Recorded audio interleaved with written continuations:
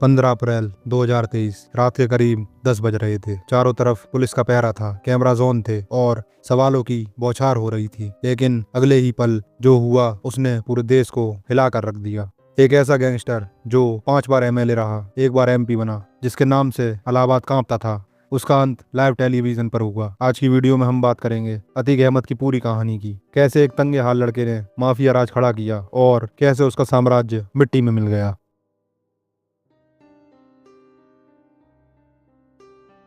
अतीक का जन्म 1962 में एक गरीब परिवार में हुआ था। उसके पिता एक तांगा चलाते थे, लेकिन अतीक के ख्वाब बड़े थे पर रास्ता गलत। 1979 में जब अतीक सिर्फ 17 साल का था, तब उस पर पहला मर्डर का केस दर्ज हुआ। यहाँ से शुरू हुआ जुर्म की दुनिया का वो सफर, जहाँ पीछे मुड़कर देखने का कोई रास्ता नहीं था।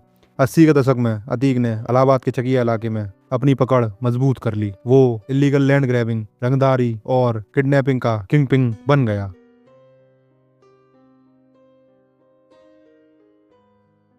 अतीक को समझ आ गया था कि अगर लंबे समय तक भाई बनकर रहना है तो पॉलिटिक्स का सहारा जरूरी है। 1989 में उसने पहली बार इलाहाबाद वेस्ट सीट से निर्दलीय चुनाव लड़ा और जीता।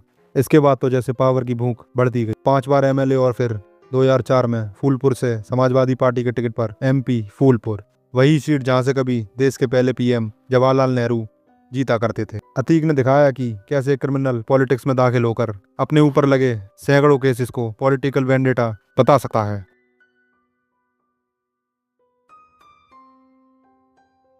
अतीक अहमद के पतन की शुरुआत हुई 2005 में। बीएसपी एमएलए राजू पाल को दिन दहाड़े सड़क पर गोलियों से भून दिया गया। इसका आरोप लगा अतीक और उसके भाई अशरफ पर, लेकिन इस केस का सबसे बड़ा गवाह था उमेश पाल। उमेश को डराया गया, धमकाया गया, लेकिन वो झुका नहीं। फरवरी 2023 में जब उमेश पाल की प्रयागराज में हत्या हुई, तब अतीक अहमद जेल में था।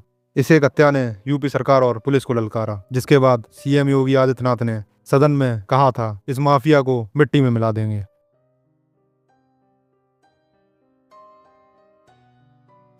इसके बाद जो हुआ वो इतिहास है। अतीक का बेटा असद अहमद एनकाउंटर में मारा गया। अतीक को गुजरात की साबरमती जेल से यूपी लाया गया और फिर आई वो काली रात, जब हॉस्पिटल ले जाते वक्त 3 लड़कों ने, जो जर्नलिस्ट बनकर आए थे, अतीक और अशरफ को खत्म कर दिया।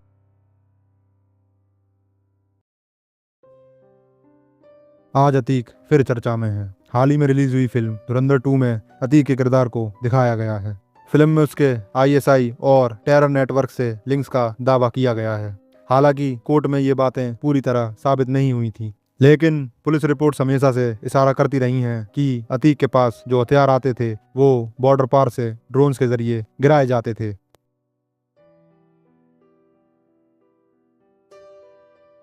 अतीक अहमद की कहानी हमें बताती है कि चाहे पावर कितनी भी बड़ी क्यों ना हो, कानून और वक्त से बड़ा कोई नहीं होता।